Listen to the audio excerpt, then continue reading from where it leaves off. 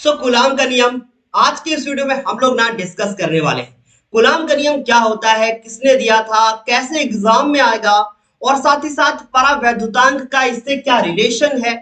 परावैद्युतांक के साथ साथ वैद्युतशीलता को भी पूरा हम लोग इस वीडियो में डिस्कस करने वाले हैं।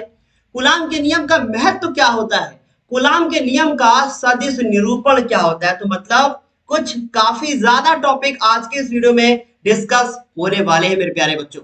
तो चलिए फिर बिना देर किए हुए इस वीडियो को स्टार्ट करते हैं, क्योंकि मैं हूं शिवम द्विवेदी और आप देख रहे हैं अपना पसंदीदा चैनल क्या देखिए गुरुजी। तो चलिए फिर शुरू करते हैं, लेकिन उससे पहले बताएंगे कि ये आपका चैप्टर नंबर 1 है, जिसका नाम है वैद्युत आवेश तथा क्षेत्र, जिसका पार्ट नंबर 2 है। पहला पार्ट आपको नीचे डिस्क्रिप्शन बॉक्स में मिल जाएगा, जाकर आप देख लीजिएगा। चलिए फिर शुरू करते हैं, कूलाम के नियम की बात करते हैं। ये बात 1785 ईस्वी की है, जब, बहुत ध्यान से सुनना, 1785 की बात है कि फ्रांस के एक बहुत ही महान वैज्ञानिक जिनका नाम था कूलाम, उन्होंने भैया ये बताया कि दो अगर आवेश है तो या तो वो एक दूसरे को प्रतिकर्षित करेंगे या तो फिर वो एक दूसरे को आकर्षित करेंगे। तो ये तो सिंपल सी बात है, जो मैंने पिछले वीडियो में भी बताई थी कि भाई दो आवेश हैं तो या तो वो भैया पास पास आएंगे या तो भैया वो फिर दूर दूर जाएंगे। तो इन्होंने बताया कि या तो उनके बीच में आकर्षण बल लगेगा या तो फिर उसके बीच में प्रतिकर्षण बल लगेगा। तो मतलब कुल मिलाकर बात यह हो गई कि भाई कूलाम के नियम का बहुत बड़ा संबंध एक बल के साथ है, जिसको आकर्षण बल या प्रतिकर्षण बल कहते हैं। ये बल जो होता है ना, इसका आवेश से कुछ ना कुछ संबंध होता है। हाँ, यही बताया है इन्होंने अपने इस नियम में। तो इन्होंने क्या बताया मेरे प्यारे बच्चों, सुनना जरा ध्यान से। इन्होंने बताया कि अगर आपका एक आवेश Q1 है और एक आवेश अगर Q2 है और इसके बीच की दूरी स्मॉल r है, इसके बीच की दूरी स्मॉल r है, तो फिर मेरे प्यारे बच्चों इन्होंने बताया कि जो आपका बल F होगा, आकर्षण बल या फिर प्रतिकर्षण बल, अभी देखो यहां लिखा है कि सन 1785 में फ्रांस के वैज्ञानिक कूलाम ने प्रयोगों के आधार पर बताया कि डैश कर दिया, बाकी डिफिनेशन भी जम से नीचे लिख देंगे, पहले कुछ समझा तो देते हैं ना। तो भैया इन्होंने कहा कि ये जो बल होता है ये दोनों आवेशों के गुणनफल के अनुक्रमानुपाती होता है। अनुक्रमानुपाती का मतलब अगर ये आवेश बढ़ा तो बल भी बढ़ जाएगा, अगर वो बढ़ा तो भी बढ़ जाएगा। समझ में आई बात? तो मतलब इनमें से एक बढ़ाओगे ये बढ़ जाएंगे, एक घटाओगे दूसरा घट जाएगा, ये बताया।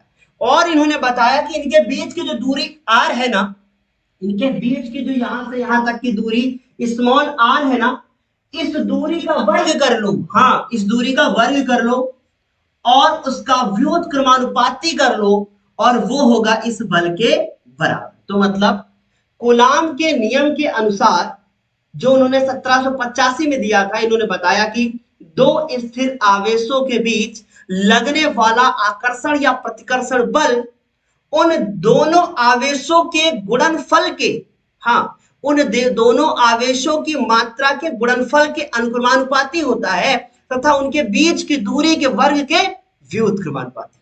खत्म मेरे प्यारे बच्चों, यही बताया उन्होंने। तो इन्होंने बताया कि सन 1785 में फ्रांस के वैज्ञानिक कूलाम ने अपने प्रयोगों के आधार पर बताया कि क्या लिख रहा है कि दोनों दो आवेशों, इन्होंने बताया कि दो स्थिर आवेशों, देखिए इसका नोट्स चाहिए तो टेलीग्राम पे मिल जाएगा।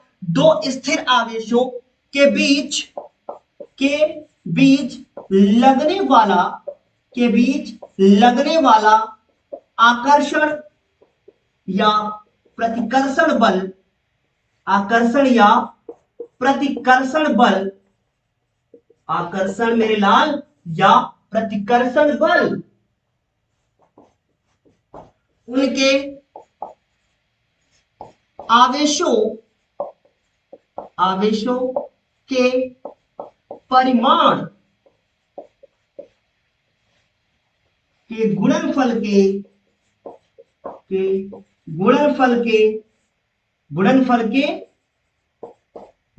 के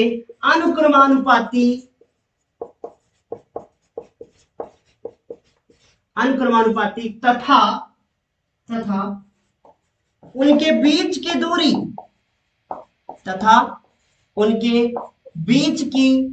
दूरी, के वर्ग के व्युत्क्रमानुपाती होता है। ठीक है, तो भैया इन्होंने यही बताया था। कहां के रहने वाले थे मेरे लाल? ये रहने वाले थे फ्रांस के। और 1785 में इन्होंने एक नियम दे दिया जिसको कहा गया कि भाई ये कूलाम का नियम। इसका महत्व क्या है आगे बढ़े।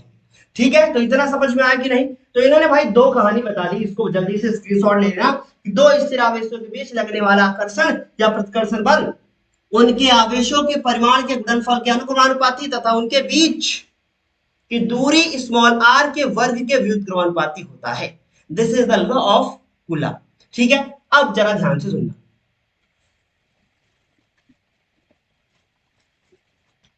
हाँ, तो भैया ये आपका पहला हो गया समीकरण, ये हो गया आपका दूसरा समीकरण। ठीक है, बताया कि ये बात चाहो तो डिफिनेशन लिख सकते हो। अब बच्चा जरा ध्यान से सुनना, समीकरण एक व दो से क्या बोल सकते हो आप? बोल सकते हो मेरे प्यारे बच्चों की F directly proportional to Q1 Q2 Q1 Q2 and ये Q1 डॉट Q2 है एंड ये आर स्क्वायर। क्या इतना समझ में आ गया? हाँ, अब हम लोग इसको जब हटाएंगे तो एक नियतांक आएगा जिसको हम के लिखते हैं, स्मॉल के। ठीक, स्मॉल के है। उसके बाद Q1 डॉट Q2 और अपॉन में आर स्क्वायर।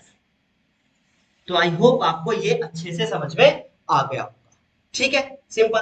अब यहां से बच्चों जब ये के का हटेगा ना तो इसकी जगह एक नियतांक आएगा। तो इतना लिखने के बाद अब आपको मैं बहुत एक सिंपल सी बात बताने वाला हूं। तो क्या बात करेंगे, ध्यान से सुनना। अब अगर ये के एक नियतांक है तो यहां आपको नीचे लिखना है कि इस के का मान आवेश, माध्यम और दोनों आवेशों के बीच की दूरी के पर निर्भर करता है। के का मान आवेश, जो भाई आवेश है दोनों आपके, आवेश, उनके बीच की दूरी और किस पर निर्भर करता है? माध्यम पर निर्भर करता है। मतलब कि अगर निर्वात में है तो कुछ और होगा के का मान, अगर भाई ये निर्वात में नहीं है, किसी दूसरे माध्यम में है, ठीक है, ये दोनों आवेश किसी दूसरे माध्यम में रखे हैं, हो सकता है कि भैया पानी वानी हो तो उनके बीच का सिस्टम कुछ और होगा, तो इस के का मान बदलता रहता है।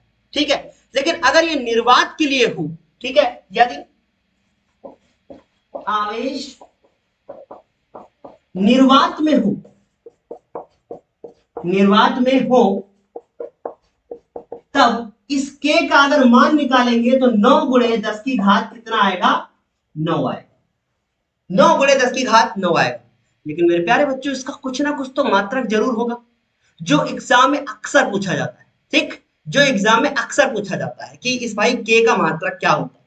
तो इसका मात्रक अगर हमको निकालना पड़ेगा तो कैसे निकालेंगे? देखो, के का मात्रक निकालना है तो ये न्यूटन, आर स्क्वायर का इससे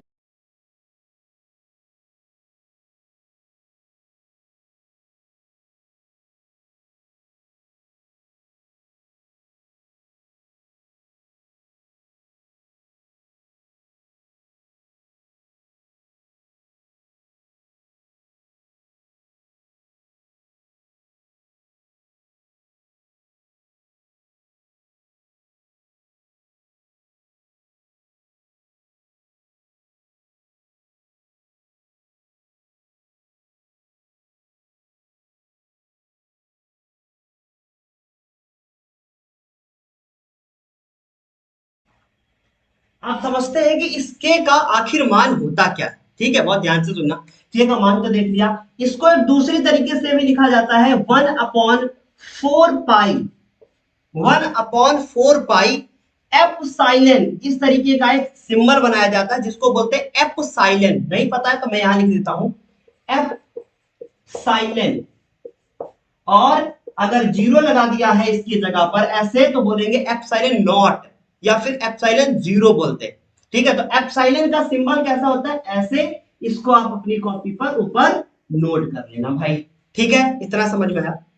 तो 1/4 पाई एप्सिलॉन नॉट और जिसका वैल्यू हो गया क्या? 9 गुणे 10 की घात 9 न्यूटन मीटर स्क्वायर पर कूलम स्क्वायर। ध्यान से समझते जाना, क्योंकि मेरे प्यारे बच्चों ये आपको एग्जाम में काम आने वाला है। ठीक, अब हम समझेंगे कि कूलम का नियम तो खत्म, हमने ये देख लिया कि भाई ये क्या है।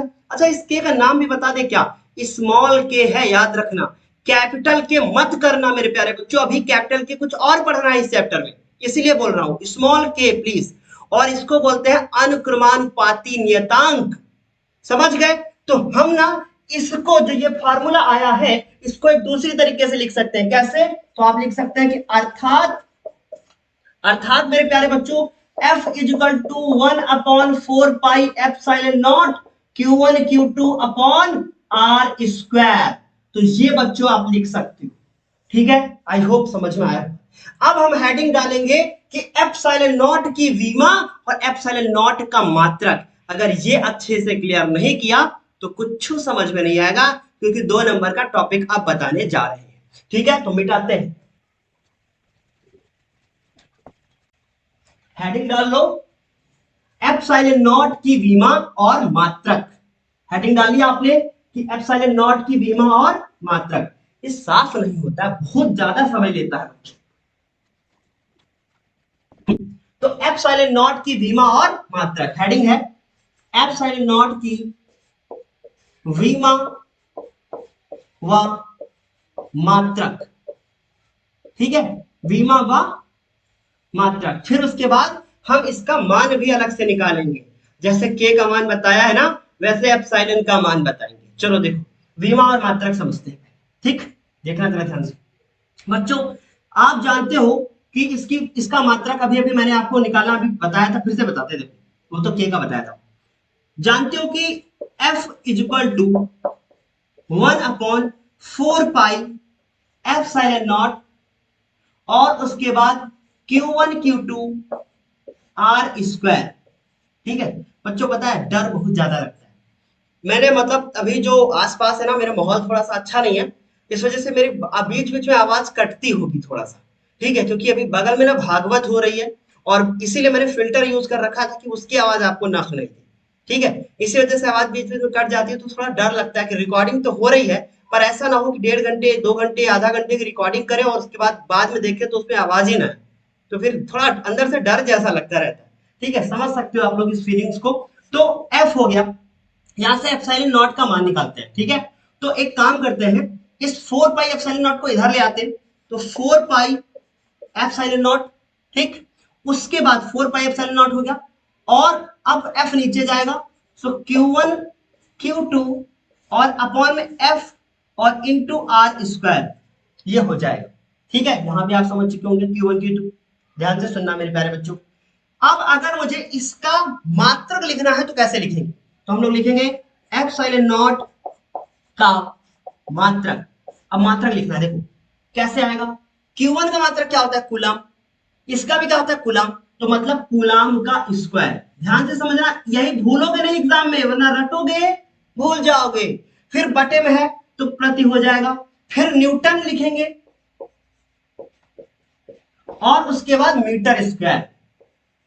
ठीक है, अच्छा इसको देखा तो यहाँ स्क्वायर लगा लेना। इसको देखा तो यार दिल में एक ना मतलब थोड़ी सी हलचल मची होगी, ये न्यूटन मीटर स्क्वायर है, धब्बा जैसा दिखता होगा आपको बच्चों। ये newton coulomb square newton metre square. अक्सर एग्जाम में क्या होता है, अक्सर एग्जाम में क्या होता है बच्चों, जो अभी आपने क्वेश्चन किया था जिसमें के का मैंने मात्रक बताया, तो वो जो के का मात्रक मैंने बताया था आपको, उस के का मात्रक के बाद आप देखो मैंने यहां से एप्सिलॉन का मात्रक बताया, तो उसका मात्रक, ये वाला मात्रक, फर्क है दोनों में। क्या फर्क है? जो नीचे है वो ऊपर था, जो ऊपर है वो नीचे है। डिनोमिनेटर मतलब अंश और हर में फर्क है। तो इसका भैया आप लोग एप्सिलॉन का मात्रक और ये सब तो समझ चुके होंगे। बीमा की बात कर लेते हैं। ठीक है, अब बीमा की बात करते हैं, बीमा कैसे निकालेंगे। ठीक है, तो अभी इसको थोड़ा साफ करते हैं बच्चों। देखो, इससे जरा एप्सिलॉन का मान निकालेंगे तो क्या आएगा, 1/4 पाई, ठीक, into Q1 Q2 Q1 Q2 और अपॉन में डियर हो जाएगा आर स्क्वायर, और एफ भी रहेगा। ठीक है, एफ इंटू आर स्क्वायर अच्छे से लिख देते हैं। F into R square. बच्चों देखो जरा ध्यान से, क्यू क्या होता है? क्यू क्या होता है बच्चों? क्यू का मतलब होता है कि ये किसकी बात हो रही है? आवेश की। और आवेश की विमा क्या होती है पता है क्या? पहले बताना, क्या आवेश की विमा पता है? नहीं। तो एक फॉर्मूला याद करो, क्यू बराबर आई टी। आई और टी, आई मतलब होता है एम्पियर, और आई का मतलब एम्पियर, इसका मात्रक एम्पियर, और ये क्या है? टी, समय, सेकंड। तो एम्पियर वहां ए लिखते हैं और इसकी जगह पर टी। इसका मतलब अगर आवेश की विमा के बारे में बात करेंगे तो क्या होगा? एटी। दूसरे आवेश की बात करेंगे तो फिर होगा एटी। देखो मैं बता रहा हूं, बहुत सिंपल सा तरीका। फिर उसके बाद एफ, बल की विमा हर बच्चे को रटी होती है कि MLT-2, और आर स्क्वायर इसका मतलब भाई L2। इतना तो समझ में आ गया। अब ये पेपर में आता जरूर है, थोड़ा सा सॉल्व वॉल्व करेंगे तो m को जरा ऊपर लेके जाएंगे तो इसकी पावर ये -1, फिर उसके बाद L स्क्वायर, और ये आपका कितना हो गया? L2, तो L क्यूब हो जाएगा, ऊपर जाएगा -3। अब t ऊपर देखो कितनी बार है? 2 बार, पावर 2 है, इधर ऊपर जाएगी तो ऊपर ये है t, तो कितने हो जाएगा? 4। ठीक है, ठीक। और उसके बाद a कितनी बार है? 2 बार। तो ये हो जाएगी बच्चों क्या? एप्सिलॉन की विमा। ठीक है ना? समझ में आया था? इसको हम लोग ना इसके ब्रैकेट में ऐसे बंद करके क्या कर देंगे? रख देंगे। तो ये भैया हमने एप्सिलॉन की क्या निकाल ली मेरे प्यारे बच्चों? ये हमने विमा निकाल दी। ठीक है, अब क्या करेंगे? अब हम लोग इस एप्सिलॉन नॉट का मान निकालेंगे। ठीक,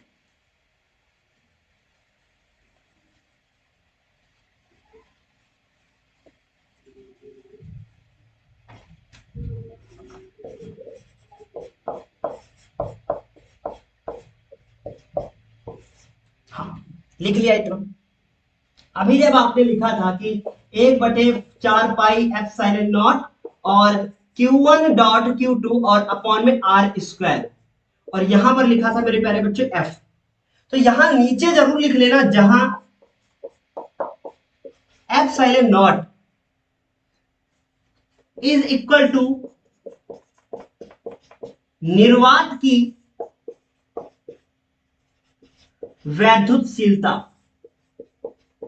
ठीक, अगर ये नॉट हटा देंगे तो फिर हो जाएगा माध्यम की वैद्युतशीलता। समझ गए? तो अभी इसको और भी आगे डिस्कस करना है, इसीलिए बहुत ज्यादा डीप में मैंने नहीं लिखा था। ठीक है, स्क्रीनशॉट ले लेना पीछे वाला।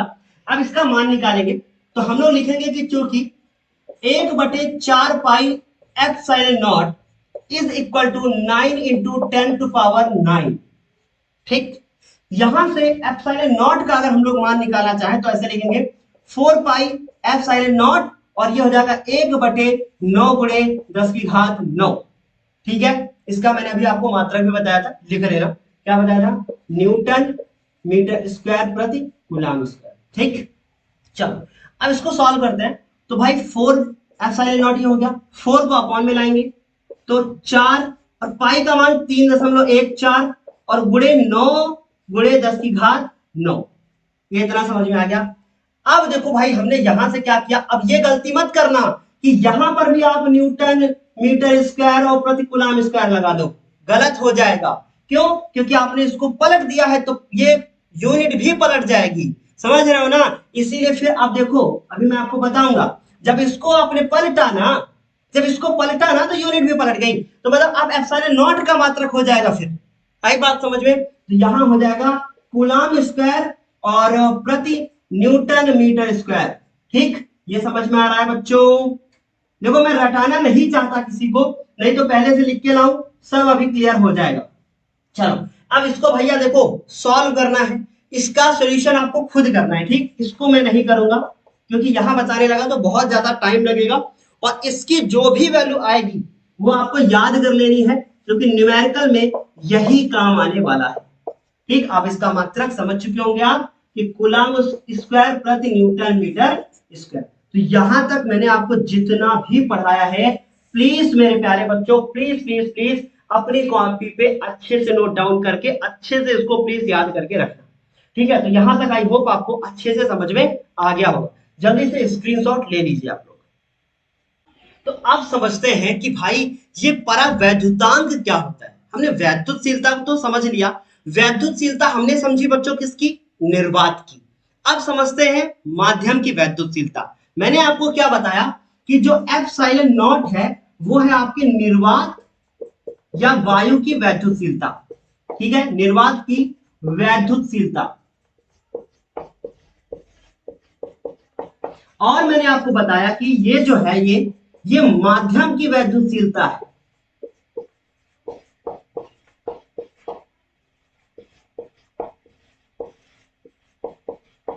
ये बताया मैंने कि भाई ये माध्यम की वैद्युतशीलता है।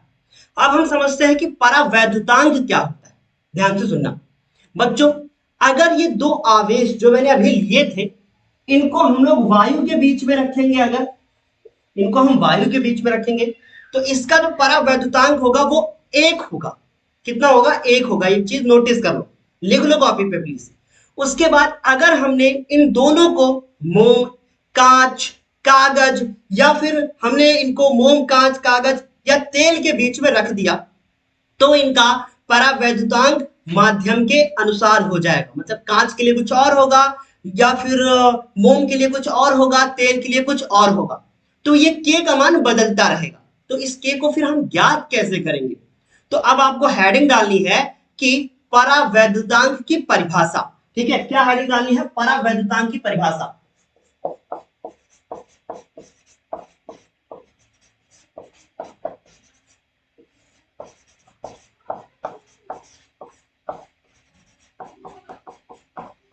चलो, तो परावैद्युतांक को लिखते हैं कैपिटल के से।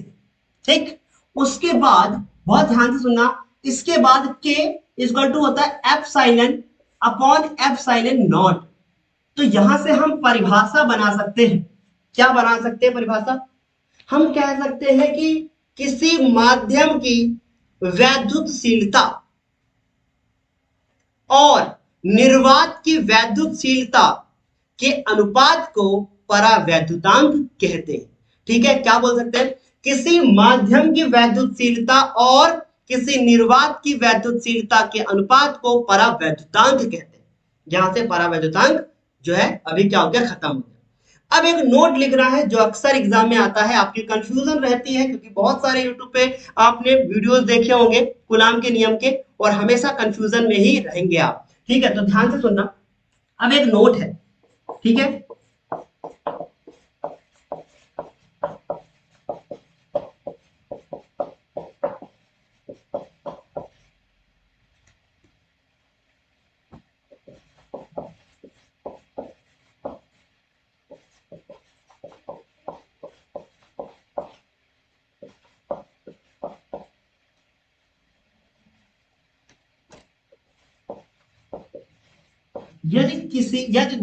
यदि आवेशों को वायु के स्थान पर किसी अन्य माध्यम, और अन्य माध्यम मतलब तेल, कांच, मोम, ठीक है, ये लिख लेना। तो अन्य माध्यम में रखा जाए तब तब उनके बीच लगने वाला बल, तो डियर उनके बीच में जो बल लगेगा ना वो थोड़ा सा अब बदल जाएगा। क्यों, क्योंकि बच्चों आपने पढ़ रखा है कि जब दो आवेशों को निर्वात में रखा जाता है तो उनके बीच में जो बल लगता है वो लगता है F इज इक्वल टू, भैया जब वो वायु के लिए था तो हमने F लिखा था, हम इसको FM कर देते हैं। ठीक है, मतलब मीडियम के लिए FM इक्वल टू क्या लिखेंगे बच्चों, 1/4 पाई एप्सिलॉन नॉट। और वहां पे भैया यहाँ पे ना हम लोग इसके परावैद्युतांक से गुणा कर देंगे तो ये हमारा कैपिटल के हो जाएगा और इनटू हो जाएगा बच्चों Q1 dot Q2 upon are square. ठीक है, अब जरा ध्यान से देखो इसको, यहां पे हमारा के है और यहां पे क्या है, एप्सिलॉन। अगर हम लोग यहां से एप्सिलॉन के का, ये एप्सिलॉन नॉट और के का मान निकाले, इतने का मान निकाले तो क्या है एप्सिलॉन। तो कह सकते हैं कि भैया FM is equal to the, चलो छोड़ो उसको हटाओ, ठीक है, यहां पे इतना रहने दो। इसके बाद क्योंकि बहुत ज्यादा डीप पे फिर चले जाओगे आप। देखो बच्चों, अगर इस के ना होता अगर ये, तो फिर ये जो जितना लिखा है ये सब एफ है, ये सब एफ है, तो हम उसको लिखेंगे भाई ये एफ है, और एफ अपॉन के हो जाएगा। तो ये हमारा क्या हो जाएगा, ये देखो। कुल मिलाकर बात ये पता चली कि अगर वायु के लिए आपने कैलकुलेट किया है तो बाद में आप परावैद्युतांक से डिवाइड कर दोगे। ठीक है, जैसे कह देंगे कि दो आवेश तेल में रखे हैं, उनके बीच में कितना बल लगेगा यदि उनका परावैद्युतांक कुछ गिवन है, मान लो 2 दिया हुआ है, तो पहले भैया निर्वात के लिए बल निकाल लोगे, बाद में हम उसको 2 से कर देंगे भाग। बहुत ज्यादा डीप में जा रहे हो, थोड़ा ऊपर आओ, ऊपर आओ। इतना समझ में आया? ये हो गया मेरा, क्या क्या समझ चुके हैं कि कूलाम का नियम क्या होता है, परावैद्युतांक क्या होता है, निर्वात की वैद्युतशीलता क्या होती है, माध्यम की वैद्युतशीलता क्या होती है, एप्सिलॉन का मान क्या होता है, इसकी विमा क्या होती है, उसका मात्रक क्या होता है। ये पेपर में जरूर आएगा, जिस दिन आएगा उस दिन आप मुझे याद करोगे कि भाई वो सर ने बताया था। ठीक है, इतना होने के बाद अब हम कुछ और समझते हैं। हम समझते हैं कि कूलाम के नियम का सदिश निरूपण क्या होता है। तो पहले आप इसका स्क्रीनशॉट ले लीजिए। तो आप समझते हैं कि कूलाम के नियम का सदिश निरूपण क्या होता है। मतलब जो कूलाम का आपने फॉर्मूला भी पढ़ा है कि दो आवेशों के बीच में लगने वाला बल, उसको सदिश भाषा में किस तरीके से लिखेंगे, सदिश में कैसे उसको निरूपित करेंगे, ये हम लोग इस वीडियो में समझने वाले हैं। ठीक है, तो चलिए फिर शुरू करते हैं ना। तो देखो बच्चों, क्या है कि कूलाम के नियम का सदिश निरूपण, मान लो कि कोई भी एक आपका इस तरीके से x, y और z कोऑर्डिनेट जो है यहाँ पे दिए हुए, जिसका निर्देशांक का मूल बिंदु यह जो है हमारा क्या है, O है। इसमें कोई दो आवेश है, एक आवेश है आपका ये, जिसका नेम है वो Q1 है, और अगर दूसरा आवेश है हमारा जिसका नेम है Q2, ठीक है, मतलब उसका जो परिमाण है वो Q2 है। ये दोनों एक ही चिन्ह के हैं, एक चिन्ह के, तो बात तो पता चल गई कि भाई एक दूसरे पे कौन सा बल लगाएंगे, प्रतिकर्षण बल। एक ही चिन्ह मतलब ये पॉजिटिव पॉजिटिव है या तो निगेटिव निगेटिव है। ठीक है, तो इनको हम लोग ज्वाइन कर देते हैं, जिनके बीच की दूरी कितनी है, स्मॉल आर। ठीक है, तो हम क्या लिखते हैं, माना माना निर्देशांक, माना निर्देशांक या का मूल बिंदु, का मूल बिंदु, बहुत ध्यान से समझना इंपॉर्टेंट है, मूल बिंदु ओ है, का मूल बिंदु ओ है, जिसमें जिसमें एक ही चिन्ह के, एक ही चिन्ह के दो आवेश Q1 व Q2, Q1 व Q2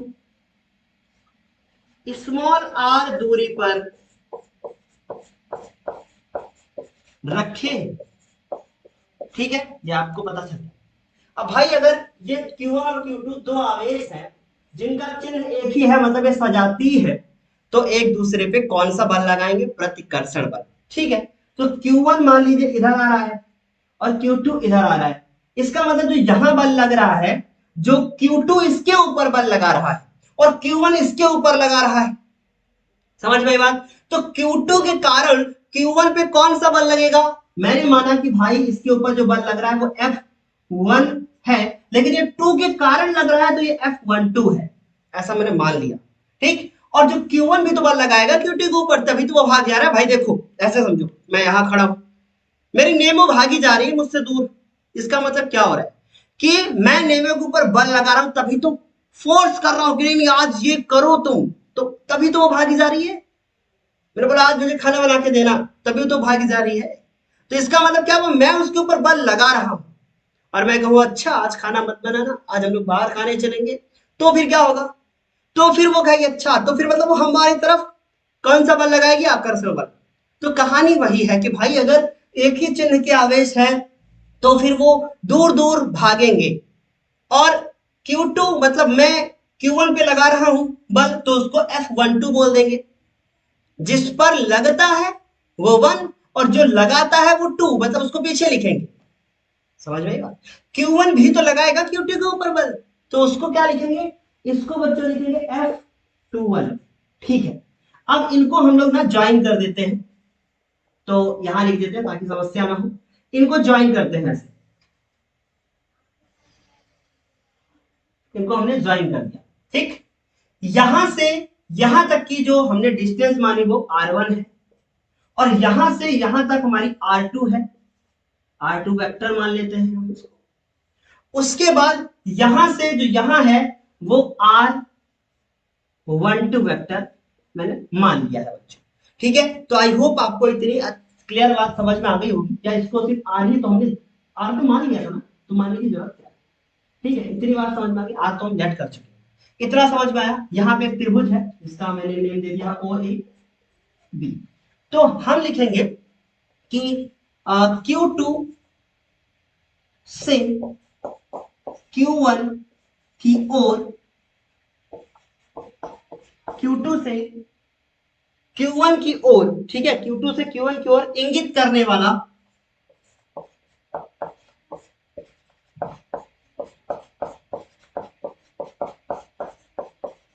एकांक वेक्टर, एकांक वेक्टर R12, R12 है। मतलब Q2 से Q1 की ओर जो वेक्टर इंगित कर रहा है वो कौन है, R12 है। तो इसमें R12 फिर बहुत ज्यादा कॉम्प्लिकेटेड नहीं हो जाएगा, R12 है Q2 से Q1, और Q2 से Q1 की ओर जो कर रहा है वो R21 है। ठीक है, तो हमने लिख दिया कि भाई Q2 से Q1 की ओर इंगित करने वाला एकांक वेक्टर R12 तथा बस R12 है, तब उसको बाद में लिखेंगे। ठीक, तब इसके ऊपर जो बल लगेगा F is equal to 1/4 pi epsilon naught. देखो एक बात, माना निर्देशांक का मूल बिंदु O है, जो जिसमें एक ही जो निर्वात में दो आवेश रखे हुए हैं, ये भी ऐड कर लो, जिसमें एक ही चिन्ह के दो आवेश निर्वात में, एक ही चिन्ह के दो आवेश Q1 व Q2 r दूरी पर निर्वात में रखे हैं। यहां ऐड कर लेना निर्वात में रखे, ठीक है, नहीं तो क्या आ जाएगा फिर। तो F is equal to 1/4 pi epsilon naught, और Q1 Q2 और उसके बाद r स्क्वायर। ठीक, अब हमें इसको सदिश भाषा में लिखना है, तो Q2 से Q1 की ओर जो वेक्टर है वो कौन है, R12 है। तो ये R12 से हमने क्या कर दिया है, इसमें मल्टीप्लाई कर दिया। तो ये आपको समझ में आ गया होगा, और ये इसके ऊपर क्या आ गया, वेक्टर। ठीक है, आई होप इतना समझ में आया होगा। अब हम एक काम करते हैं, हम इसमें दोनों तरफ नहीं, दोनों तरफ नहीं, R से डिवाइड करते हैं, R से हम इसको मल्टीप्लाई करते हैं। तो 1/4 pi epsilon naught Q1 dot Q2 दिख रहा है, हाँ। फिर उसके बाद R क्यूब हो जाएगा, और ये हो जाएगा आपका R, और R12 का ये हो जाएगा। अब आपने एक फॉर्मूला पढ़ रखा है एकांक वेक्टर का, क्लास 11th की मैथ में, ठीक है, या फिर फिजिक्स में भी मैंने पढ़ाया है शुरुआत के चैप्टर में। ठीक है, तो इतना हो गया है, तो अभी थोड़ा साफ करेंगे इसको। ठीक, तो यहां एक त्रिभुज है ओ ए बी, यहां पे हम वेक्टर नियम लगाएंगे। तो जिसको वेक्टर नियम नहीं पता है, 11th में कमजोर थे या फिर नहीं पढ़ा है, तो बहुत आराम से बताऊंगा। देखो जरा ध्यान से, वेक्टर नियम से हम लोग लिखेंगे, तो हम लोग लिखेंगे त्रिभुजों के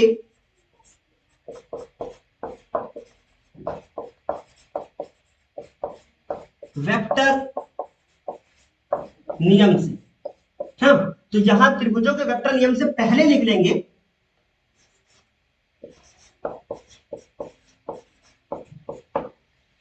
त्रिभुज एओबी में त्रिभुजों के वेक्टर नियम से। ठीक, देखो जरा ध्यान से इसको बच्चों, ध्यान से देखना, ये त्रिभुज ओ ए बी है, ये यहां से इसकी डायरेक्शन इधर की ओर है, ये बी से ए की ओर, क्योंकि Q2 Q1 के ऊपर बल लगा रहा है, तो ये यहां से यहां तक इसकी दिशा इस तरफ है, और इसकी दिशा इस तरफ है। सारा खेल इसी का है। ठीक, तो त्रिभुजों का वेक्टर नियम कहता है कि भाई जिनकी दिशा एक तरफ होगी उनको योग करना है।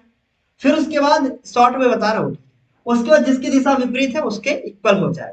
ठीक, तो देखो जरा, पूंछ से पूंछ जो मैंने आपको एक बताया था, टेल से टेल, है ना, तो वो देखो जरा ध्यान से, त्रिभुजों के वेक्टर नियम से हम लोग लिखेंगे कि O B plus B A is equal to the O A. ये आपका त्रिभुजों का वेक्टर नियम हो गया। ठीक है, देखो जरा ध्यान से, ये पूछ देखो ये इधर जा रहा है, तो इसकी पूछ है, इसका क्या है, इसका क्या होगा, सिरा हो जाए। ठीक है, तो इनकी डायरेक्शन एक ही तरफ है, ऐसे समझ सकते हो। ठीक, तो यहां से डियर अगर हम बी ए का वैल्यू निकाल रहे हैं तो ओ ए माइनस ओ बी आ रहा है, और ओ ए का जो वैल्यू है ओ से लेकर ए तक ये आर वन वैक्टर है, इसका आर टू वैक्टर है, और ये बी ए जो है वो आर है। बट जब हम इसको इस वेक्टर से मल्टीप्लाई कर रहे हैं जो कि आर वन टू है इसके साथ, क्योंकि यही तो लग रहा है इस तरफ, तो ये आ रहा है आर वन टू, और ये डॉट लगा लेना। ठीक, इतना समझ में आया कि नहीं? तो यहां पे हम रख सकते हैं R one minus R two. ठीक, R one minus R two, और बी ए जो है ना वो आर है, इसकी जगह पे हम लोग ये पुट कर सकते हैं। ठीक,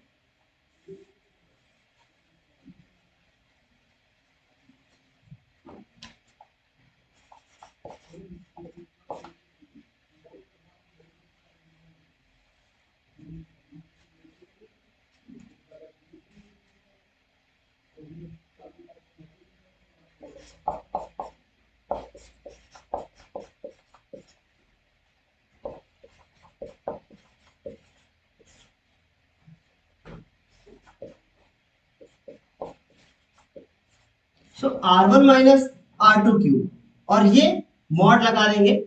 ठीक है, अगर आपने इधर मॉड अभी यूज किया तो बताऊंगा मैं आपको कि क्या होगा। और R one minus R two, ये ऐसे लिख देंगे। तो ये हो जाएगा आपका क्या, जब Q2 से Q1 की ओर जो बल लगेगा उसका वैल्यू हो जाएगा, जिसका नेम है F12। तो जहां भी आपने F लिखा था वो आप लिख लेंगे। इसी प्रकार जब आप मेरे प्यारे बच्चों ये आपने लिख लिया इतना, आई थिंक आपको थोड़ा सा प्रॉब्लम हुआ होगा वेक्टर वगैरह समझने में, क्योंकि ये थोड़ा टफ था। ठीक है, इसके बाद इसी प्रकार Q1 से Q2 पर लगने वाला बल वो क्या होगा, देखो F is equal to 1/4 pi epsilon naught, यहाँ 2 1 हो जाएगा, और ये हो जाएगा आपका Q1 डॉट Q2, क्योंकि दोनों का मल्टीप्लाई ही करना है, और जहां पे R1 था वहां R2 माइनस R1 हो जाएगा, और इसके बाद यहां पर भी R2 माइनस R1 हो जाएगा। तो आई होप आपको ये बात समझ में आई होगी। अब इसको देखो उसको देखो, क्या बदला है, केवल दिशा बदली है। ठीक है, तो यहां पे आप लिख सकते हो कि क्योंकि R1 माइनस R2 तथा R2 माइनस R1 विपरीत दिशाओं में समान वेक्टर है ना।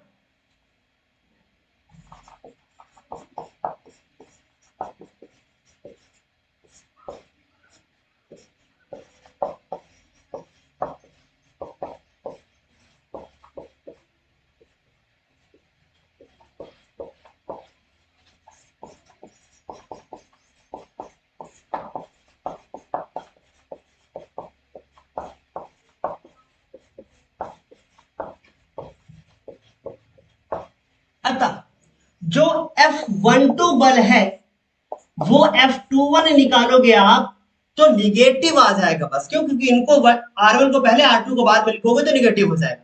ये तो मॉड है तो कोई फर्क ही नहीं पड़ेगा फिर, तो यहां पे निगेटिव साइन आ जाएगा।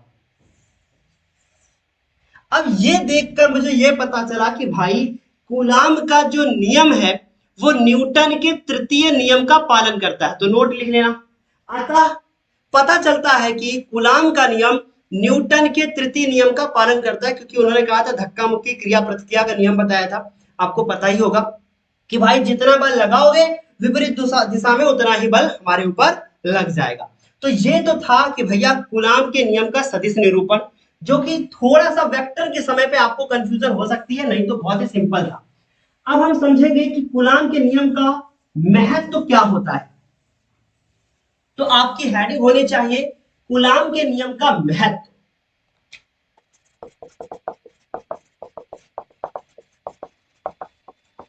कूलाम के नियम का महत्व, पहला, आप लिखोगे कूलाम का नियम न्यूटन के नियम का पालन करता है। ठीक है, तो आप लिखोगे कि दो बिंदु आवेशों के बीच कार्य करने वाला आकर्षण या प्रतिकर्षण बल न्यूटन के तृतीय नियम का पालन करता है। ऐसा आप लिखोगे पहला नियम। ठीक है, पहला मतलब महत्व लिखोगे। फिर दूसरा लिखोगे कि कूलाम का नियम बहुत अधिक दूरियों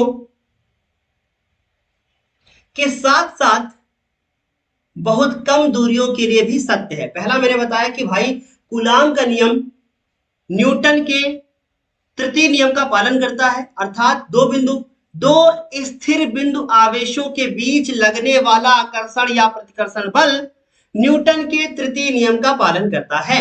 ये फर्स्ट था। सेकंड क्या है? कूलाम का नियम बहुत बड़ी दूरियों तथा छोटी दूरियों के लिए भी क्या है? सत्य है। जैसे अगर Q1 Q2 बहुत ज्यादा पास है तो भी ये सत्य होगा, Q1 और Q2 बहुत ज्यादा दूर है तो भी ये सत्य होगा। इसका मतलब दूरी से घबराता नहीं है मेरा लाल। ये कूलाम जो चाचा थे उन्होंने कहा ऐसा नियम बनाएंगे, दूरी को कोई फर्क नहीं है, मैं यहां रहूं या नेमो चाहे दुनिया में चाहे जहां रहे, जो बॉन्ड बना है ना वो बना ही रहेगा। समझ में आई बात? तो ये बॉन्ड की बात कही थी इन्होंने। हाँ, फिर काफी अच्छे चाचा थे, इन्होंने रिश्तों का ख्याल रखा। फिर तीसरा जो बहुत इंपॉर्टेंट नियम है, तो मैं पूरा अच्छे से बोल देता हूं, लिख लो आप लोग। इस नियम से ना तो केवल आवेशित वस्तुओं के बीच कार्य करने वाले बलों का मान ज्ञात होता है, बल्कि उन बलों की व्याख्या करने में भी सहायता मिलती है, जिनके कारण किसी परमाणु के इलेक्ट्रॉन उसके नाभिक के पास बंध कर परमाणु की रचना करते हैं। मतलब जो ये आपका नाभिक होता है और इलेक्ट्रॉन होता है, इनके बीच में जो बल लगता है उसकी भी गणना ये कर सकते हैं। तो ये तो थे कूलाम के नियम के कुछ महत्व। 3 हमने महत्व बताए, क्या क्या बढ़ाया इस वीडियो में। आज मैंने सबसे पहले आपको कूलाम का नियम बताया, लिखूंगा तो बहुत कुछ हो जाएगा, बताता हूं। पहले कूलाम का नियम बताया। कूलाम का नियम बताने के बाद मैंने आपको बताया कि कूलाम का नियम वायु या निर्वात के लिए कुछ और है और किसी माध्यम के लिए कुछ और है। उसमें हम लोग एक परावैद्युतांक मतलब के से गुणा कर देते हैं। ठीक है, फिर उसके बाद ध्यान से फिर सुनना। फिर उन्होंने ये बताया, मतलब मैंने ये बताया कि एप्सिलॉन नॉट क्या होता है, निर्वात की वैद्युतशीलता और माध्यम की वैद्युतशीलता एप्सिलॉन, इनके बीच में एक संबंध बताया कि के बराबर epsilon upon epsilon not. Epsilon क्या है? माध्यम की वैद्युतशीलता, और एप्सिलॉन नॉट क्या है? वो है निर्वात की वैद्युतशीलता। उनके बीच का संबंध बताया। मैंने आपको बताया कि एप्सिलॉन नॉट की विमा क्या होती है, जो कि रटी होनी चाहिए आपको आपकी जुबान पर। एप्सिलॉन नॉट का मात्रक क्या होता है, एप्सिलॉन नॉट का मान क्या होता है, भूल गए हो गया, एप्सिलॉन नॉट का मान क्या होता है। इन सारी चीजों को मैंने आज के इस वीडियो में बताया। फिर मैंने बताया कि कूलाम के नियम का सदिश निरूपण क्या होता है, फिर बताया कूलाम के नियम का महत्व क्या होता है। तो इतने सारे टॉपिक आज के इस वीडियो में मैंने कवर किए। आई होप ये वीडियो आपको अच्छा लगा होगा, कूलाम का नियम आपने अच्छे से सीखा होगा, बहुत सारी चीजों को देखा होगा। ठीक है, तो आज के इस वीडियो के लिए इतना ही। तब तक के लिए फिर मिलते हैं हम लोग। Bye bye, take care, best of luck, और मेहनत करते रहिएगा। नेक्स्ट वीडियो में हम लोग कुछ खास लेकर आने वाले हैं। तो नेक्स्ट वीडियो में हम विद्युत क्षेत्र की बात करेंगे। Bye bye, take care.